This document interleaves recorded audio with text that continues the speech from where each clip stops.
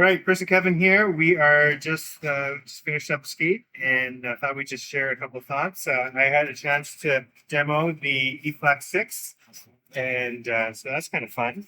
Also got to try the 581 brake, and of course the EFlex 6 blocker. What were your thoughts? What did you observe, Kevin?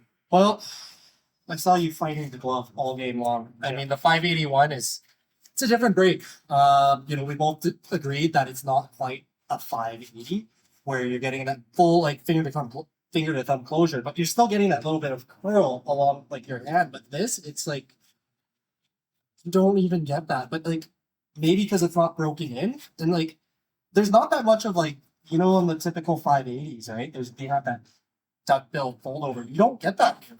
With this, it's like you do this, but you don't feel anything here. It's literally just like that. Yeah, that's how I would describe it. It was definitely using all my fingers. I actually felt it more like an improved 590 or 591.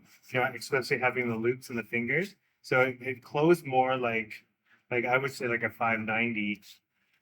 It has some of that technology, and so I think I could have benefited from it breaking in a bit.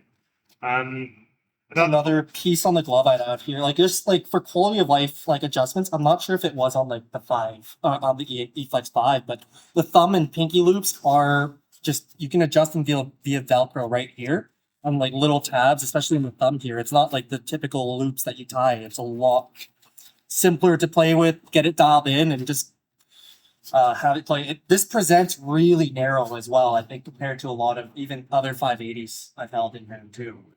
yeah, Even the other week we had the Hyperlight 2, in the Vapor 90 break, and it did not present this long. right. For the EFlex 6 blocker, I thought it was nice, interesting. I thought that with the palm, they definitely made it tighter on the palm and the wrist. There, the cuff is mobile, but it sits a bit tighter. It's interesting to have the thumb being mobile. I thought there. I'm glad that they went with the straight edge on the finger protection. Yeah, good pop. And I thought it was a nice piece. I would wear it again. I didn't know what to expect, but it did what it needed to do. In comparison to previous CCM or Lefebvre inspired blockers, I feel that they really tighten up the palm a little bit compared to an older EFlex 4 or like a 5. It felt sloppy where your finger would have a little bit of movement, but it's here you're kind of dialed in, and where you do have movement was in the thigh, as Chris mentioned earlier, or not the thigh, the thumb rather. You have an adjustable or very flexible thumb here that's not too common on a lot of blocker systems. And I'm not sure how I feel about this because I feel like I don't know if a puck would hit it and you get like a little bit too much like recoil there. I mean, there is a little bit of cushioning on the back, but that's one thing I'd be worried about. We'll see how your finger sits because obviously it's your thumb's there, it should push back, and you have the D3O on the index finger like on the CCM blockers. So Yeah, it might have been an attempt to make it more mobile for handling, I would imagine. For the pads, I thought it sealed well, and with the knee block, I found that I was able to catch a lot of pucks that were coming through that way. This is a max rebound on this demo set. I didn't get shots that were too hard, so I didn't get to experience that benefit. But did you notice the one big thing is the one big change once the Flex 6 is DRS Pro, right? So it's a one piece knee block that's a lot more integrated right here, like similar to the Axis 2s, right? Yep. I noticed it's stiffer, right? I wouldn't say it's a lot stiffer than the previous iteration. It's certainly not a Stabilis line from yeah, what are your thoughts on that? Yeah, I mean, just when I would go down, as long as I was driving my knees down and keeping them tight, then I thought that it caught the pucks well. So it was close on the 5 full as much as I needed. And the quick motion strap too, I felt like that was, I thought that it sat in the cradle nicely. I didn't make it too tight. I was curious to try this material that is on the inside here as the option. So I thought it was an interesting thing to go. I know my preference would have been to have an offset toe, but aside from that, I didn't move too much.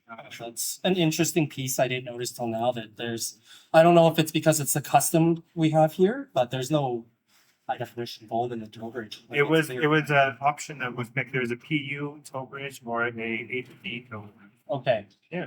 So, stop toe ties, nothing to write home about, I guess. Eh? Overall, I saw that he was kicking rebounds out. Good slide, good seal.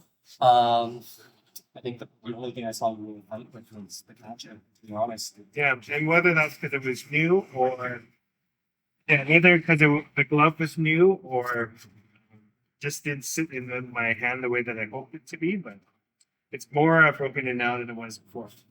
I know you didn't notice too much torsional flex, but there is a little bit of twist here, like just having it along there. It's, certainly a lot more than say an Axis 2 would be. So, it's not sacrificing seal necessarily. Like, even if you don't land perfectly, that's the one thing about more flexible pads is that it will try to twist into that seal, right?